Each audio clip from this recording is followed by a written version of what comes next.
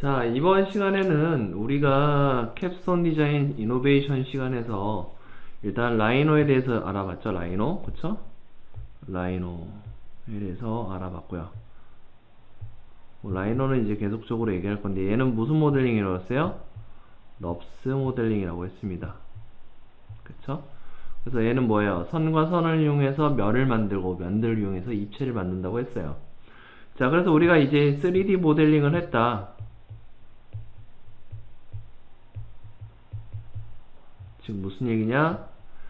솔리드 모델링을 만들었다. 문제없이 만들었다. 라고 합시다. 자, 이걸 가지고 이제 우리가 뭐 해야 돼요? 이제 3D 프린트를 해야 되잖아요. 3D 프린트. 네. 우리가 쓰는 3D 프린트는 제가 확인해 본 결과 FDM 방식이라고 되어 있어요. FDM. FDM이 뭐냐? 이게 또 중요하겠죠. 그쵸? 자, FDM 방식이 뭐냐 하는데 3D 프린트는 크게 보시면은 이렇게 세 종류가 있어요. SLA라는 방식이 있고 FDM 방식이 있고 SLS 방식이 있어요. 자, 이걸 한번 써볼게요. 일단 SA 방식 잠시 보시면 일단 SLS부터 시작하는 게 좋겠네요.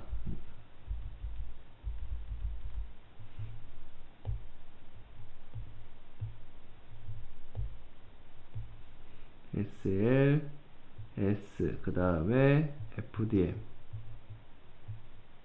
그 다음에 SLA 방식, 이렇게 크게 세 가지 방식으로 3D 프린트를 합니다. 3D 프린트 방식이 있는데, 자, SLS 방식은 뭐냐면 얘는 이제 분말을 이용해서 쌓아요. 분말을 이용해서 이제 파우더 방식으로 이게 분말을 이용해서 차근차근 쌓습니다. 쌓아서 얘를 단단하게 고정시켜요. 자, 보시면은 여기 뭐라고 써있냐면 SLS 이렇게 해서 분말 기반으로 되어 있고, 얘를 작은 플라스틱이나 이런 데다 이제 분말을 넣어서 하는 거예요. 그냥 분말로 쌓는 건데, 얘의 장점 뭐냐면 얘는 CMYK가 돼요. C가 뭐예요? 시안, 마젠타, 옐로우, K는 블랙이겠죠. 얘는 이제 뭐가 되냐면 컬러가 나와요. 컬러. 그러니까 사람 캐릭터 같은 거 만들 때 이런 SLA 방식으로 쓰게 되면 뭐가 좋으냐면 얘가 굳이 색깔을 넣지 않아도 색깔이 나와요. 그래서 좋긴 한데 문제는 뭐냐면 이 분말이 문제예요. 분말. 파우더가 적층에서 쌓다 보니까 얘가 문제점 뭐냐면 얘 너무 약해요.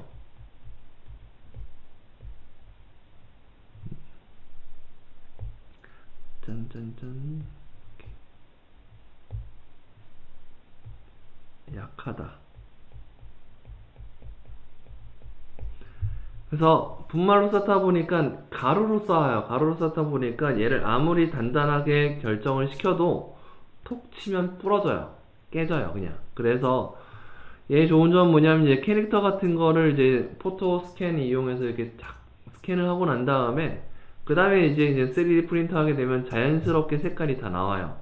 근데 분말이다 보니까 얘가 약해요. 가루로 되어 있다 보니까. 그래서 어떻게 하냐면 이제 후처리 하다 보면은 뭐 이게 에어건도 쏴야 되고 뭐 이렇게 먼지도 털어내야 되고 분말도 없애야 되고 막 이러다 보면 어떻게 하냐, 톡 치거나 살짝만 강도가 들어가면 얘가 그냥 부러져 버려요. 그 다음에 얘가 분말이다 보니까 얘가 뭐냐면 잔고장을 많이 일으켜요. 아무리 좋은 SLS 방식의 어떤 기계를 갖고 와도 1년 내지 2년 쓰고 나면은 이게 분말들이 이제 엔진에 들어가던가 어딘가에 들어가면서 어떻게 하냐, 얘가 계속 문제를 일으킵니다. 그래서 한 2, 3년 쓰다 보면 장비가 많이 고장나는 경우가 많아요. 그 다음에 얘는 다시 그 분말을 잘 처리해야 하기 때문에 끝나고 나면은 항상 청소를 열심히 해줘야 돼요. 그래서 SL 방식은 뭐 3D 프린트를 할 때 뭐 캐릭터 뭐 이런 상품 같은 거 만들어 놓고 유리관을 이렇게 씌워 놓고서 충격에 어느 정도 방어할 수 있도록 이렇게 작업을 많이 합니다. 그래서 얘는 좋은 점이 뭐냐면 컬러가 있다라는 좋은 점이 있어요. 그 대신 SL 방식은 문제가 많다. 자, FDM 방식은 뭐냐면 얘는 이제 필라멘트를 녹여서 하는 방식이에요.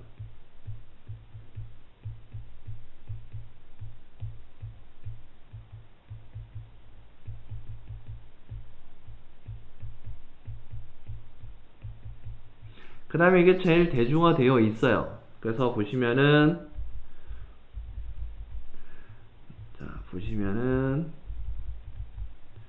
자, FL 방식은 뭐냐면 자, 열 가속성 재료, 즉 그러니까 플라스틱이라든가 이런 걸 녹여서 얘를 노즐을 거쳐서 이렇게 적층하는 방법인데 얘는 나중에 얘는 어느 정도 튼튼해요. 그래서 주로 많이 쓴 게 PLA라던가 뭐 ABS 이런 걸 가지고 쌓여요. 그래서 글루건 방식으로 생각하시면 돼요. 글루스틱을 갖다가 이렇게 녹이면 어떻게 내가 말랑말랑해져. 그때 이렇게 쭉쭉 쌓아서 이렇게 붙여서 나가는 방식이에요. 그래서 얘는 가격 대비가 싸고 저렴하고 그나마 잔고장은 좀 뭐 적은 편이에요. 근데 문제는 뭐냐면 얘는 칼라를 하나밖에 선택을 못해요.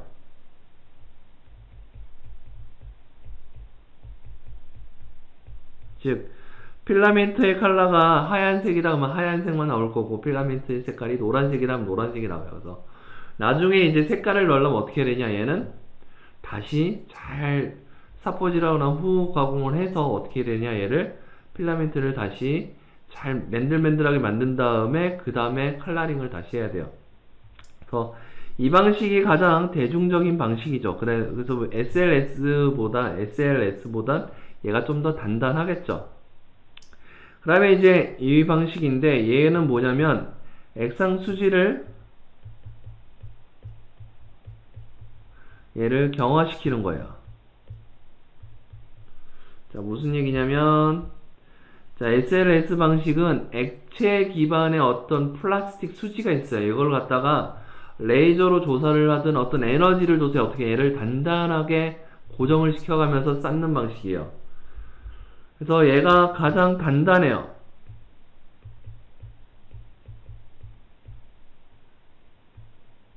그 다음에 얘가 제일 정확해요. 근데 문제는 뭐냐면 재료값이 비싸요. 그래서 SLA 방식은 뭐냐면 만드는 데 있어서 얘가 제일 정확하고 내가 원하는 만큼 만들어지기 때문에 높이로 쭉 올려서 만들 수가 있어요. 그 다음에 얘는 액상 수지를 조사해서 이렇게 어떤 에너지를 줘서 얘를 단단하게 경화시키기 때문에 정확하게 만들 수 있어요. 내가 모델링한 게 그대로 나올 수 있어요. 근데 문제는 뭐냐면 재료값이 비싸요. 그런 문제가 있어요. 그래서 우리는 지금 무슨 방식으로 쓰느냐? 우리는 FDM 방식을 써요. FDM은 간단하게 그림을 그리면은 자, 이렇게 익스트루더가 있고요. 익스트루더. 얘를 익스트루더라고 하는데 익스트루더라는 거는 이제 뭔가 쭉 나오는 거고 그 다음에 여기 이제 뭐가 있냐면 베드가 하나 있겠죠. 여기 베드. 이 작업 공간이 있을 거고요. 그 다음에 여기 필라멘트가 이렇게 있어서 얘가 이런 식으로 들어올 거예요. 자, 이런 식으로 해서 자, 이 베드를 갖다가 베드를 움직일 수도 있고 베드는 이제 위아래로 움직일 거고요. 그 다음에 얘가 이렇게 왔다 갔다 하면서 이런 식으로 해서 XYZ축으로 이렇게 싹 쌓는 거예요. 그래서 얘가 찍 녹여서 이렇게 해서 쌓는 겁니다. 이렇게 쌓는 거예요. 이렇게 쌓는 방식이에요. 근데 문제는 뭐냐면 자, 이 익스트루더 그러니까 이 3D 프린트를 하는데 익스트루더가 쌓는데 만약에 내가 어떤 형상을 이런 식으로 만들었다. 3차원을 이런 식으로 만들었다. 그러면 어떻게 하냐? 문제되는 건 없어요. 얘를 천천히 이렇게 쌓아서 올리면 되기 때문에 큰 문제는 없어요. 근데 만약에 내가 이런 형태로 만들겠다 라고 하면 어떻게 되냐? 얘가 쌓다가 어떻게 돼요? 여기가 잘 안 붙어버리면 어떻게 되냐? 여기 잘 안 붙어버리면 어떻게 되냐? 얘가 허공에서 이렇게 돌아요. 그래서 어떻게 되냐? 여기다 뭘 해줘야 하냐면 여기다가 이렇게 서포터라는 걸 하나씩 만들어줘야 돼요. 이렇게. 그래야지 만들어지는데 이 서포터가 나중에는 뜯어질 때 문제가 생길 수도 있고 어떻게 하면 적절하게 쌓을 수 있느냐 이런 형태를 좀 생각을 해야 돼요. 그래서 이 3D 프린트를 할 때 중요한 건 뭐냐면 어떻게 프린트를 할 건지 이걸 생각하는 것도 되게 중요해요. 그래서 서포트를 최소한으로 줄이면서 그 다음에 내가 원하는 형태를 만들어야 돼요.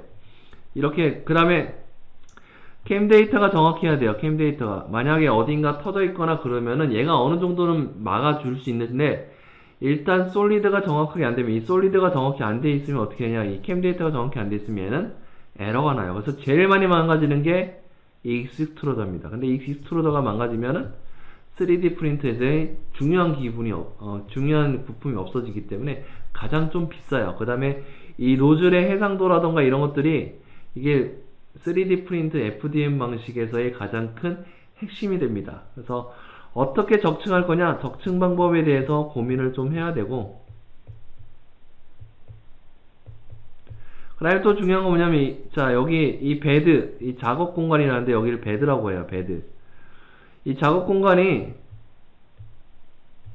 이게 거의 정사각형일 텐데 25cm 정도밖에 안 돼요.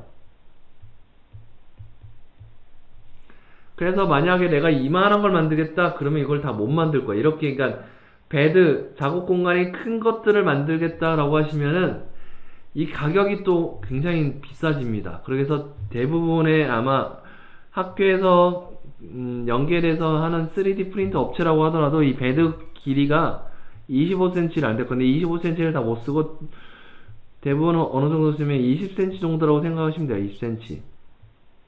그러니까 여러분들이 막 만드실 때 뭐 액세서리를 만드시는데 자 이거를 요 정도는 그냥 한 번에 만들 수 있을 거예요. 근데 만약에 이렇게 신발을 만들겠다 라고 하면은 이게 20cm가 넘어가면은 큰 문제가 생겨요. 그러기 때문에 얘를 어떻게 해요? 파트로 또 나눠서 부분 만들어서 다시 또 결합을 해야 돼요. 이런 걸 좀 생각을 하셔야 돼요. 그래서 학생들이 작업을 하는데 그냥 무작정 너무 크게 만들어 버리면 그 순간부터는 작업을 다시 또 쪼개서 나중에 또 붙여야 되는 그런 문제가 생기고 그런 문제들이 또 생기는 것도 있지만 그 다음에 문제는 뭐냐면 자 여기 온도가 있는데 여기 온도가 있어요. 온도 자 이 베드의 온도는 한 85도 정도를 갖고 있습니다. 85도시고 익스트루더는 180도에서 뭐 한 200도 정도의 온도를 갖고 있어요. 그래서 이 필라멘트가 이렇게 들어가면 얘가 녹아서 이렇게 녹습니다. 그러면 그 상태에서 이렇게 올리는데 그러니까 따뜻한 어떤 작업 공간 위에다가 이 뜨거운 게 이렇게 녹여서 이렇게 쌓는데 처음에 높이가 한 요 정도일 때는 잘 쌓여요. 요 정도일 때는 잘 쌓이는데 문제는 뭐냐면 높으면 높을수록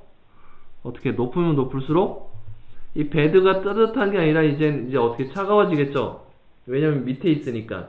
그 다음에 이제 오브젝트 쌓았다 보면 어떻게 얘는 조금씩 식겠죠. 그래서 이제 올라가면 올라갈수록 오차가 커지고 그 다음에 이제 작업이 에러 나는 경우 있어요. 그래서 자 FDM 방식에서 가장 중요한 건 뭐냐면 일단 작업 공간이 가로 세로 한 2cm 안에서 끝내야 된다 라는 걸 알아야 되고요. 그 다음에 높이가 올라가면 올라갈수록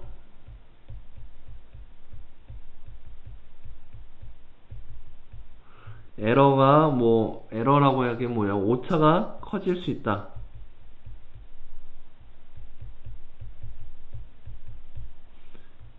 그래서 오차가 더 커지고 그 다음에 이제 뭐냐면 장비가 고장날 가능성이 높아져요.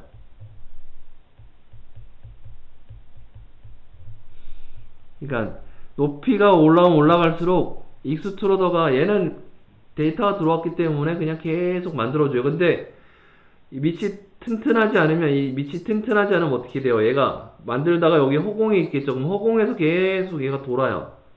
그 다음에 얘는 계속 200도가 넘으니까 이제 어떻게 하냐? 얘는 계속 이제 줄줄줄줄줄 이제 필라멘트가 녹아서 나오겠죠. 그러면 어떻게 해요? 실컷 밤새 돌려놨는데 다음날 가보면 어떻게 돼요? 얘가 허공에 있거나. 그래서 제일 중요한 건 먼저 뭐냐면 솔리드 모델링, 즉 캠 데이터를 정확하게 만들 수 있느냐, 이게 가장 중요한 핵심이고요. 캠 데이터를 만들었으면 이제 적층 방법을 어떻게 할 거냐, 이것도 고민을 해야 돼요. 그다음에 작업 공간이 20cm 밖에 안 되기 때문에 너무 커버리면 얘를 또 파트로 나눠서 다시 만든다면 다시 조립을 해야 돼요. 높이가 올라가면 오차가 커지고 그에 따라서 뭐가 되냐면 장비가 고장날 수 있어요. 그래서 학생들이 가장 장비를 고장 많이 내는 게 이 익스트루드를 고장 많이 냅니다. 그래서 PLA 방식이나 ABS가 있는데 얘는 뭐 재료에 대한 성분인데 뭐 주로 PLA를 많이 쓸 거예요. PLA가 가장 싸고 저렴하기 때문에. 그래서 FDM 방식을 쓰는 이유는 뭐냐면 재료값이 가장 싸고 그 다음에 어느 정도의 경도도 있고 그 다음에 작업하기도 편해요. 그래서 대부분 FDM 방식이고, SL 방식은 액상수지가 있는데 이게 재료값이 너무 비싸기 때문에 정확하게 만들 수 있고 단단할 수 있지만 재료값이 있고, 그 다음에 SLA 방식은 칼날을 만들 수 있지만 너무 약하다는 뜻이 있어요. 그 다음에 얘는 분말이 장비 안에 들어가면서 잔고장을 많이 일으킵니다. 그래서 여러분이 알아야 될 거는 FDM 방식으로 만드는 작업을 하니까 여러분이 팀 작업을 할 때 우리 팀은 뭘 만들겠다, 근데 어떻게 만들겠다, 그 다음에 얘를 나중에 후가공을 하겠다 라는 생각을 꼭 하셔야 돼요. 그 다음에 학생들이 생각하는 거는 3D 프린트 하면은 다 끝난 거 아닌가요? 아닙니다. 3D 프린트가 끝났으면 거기서부터 이제 어떠냐, 후가공을 해서 후처리를 다시 해주셔야 돼요. 그래서 원하는 색깔까지 가야 됩니다. 그래서 이런 것들을 좀 고민을 하셔서 3D 프린트를 어떻게 응용할 건지, 운용해서 어떻게 내가 원하는 결과물을 얻을 건지에 대해서 좀 더 많은 생각을 해야 돼요. 이거는 저와 수업 시간에 계속 많은 얘기를 할 거고, 프레젠테이션과 토론을 통해서 여러분의 작품들이 제대로 만들어질 수 있도록, 그 다음에 문제없이 사용할 수 있도록 하는데 큰 주안점을 두고서 수업을 할 예정입니다. 그래서 이제 3D 모델링에 대한 얘기, 그 다음에 3D 프린트에 대한 얘기를 이 수업 시간에는 꼭 이해를 하셔야 되고, 이건 여러분들이 졸업하고 사회에 나가서도 혹시 내가 3D 프린트를 쓰겠다 라고 할 때 이것들을 꼭 기억하셔야 되는 것들 중에 하나입니다. 자, 오프라인 시간에 좀 더 많은 얘기를 하도록 하겠습니다. 자, 3D 프린트 다시 한번 정리해 보시고 꼭 기억하시기 바랍니다.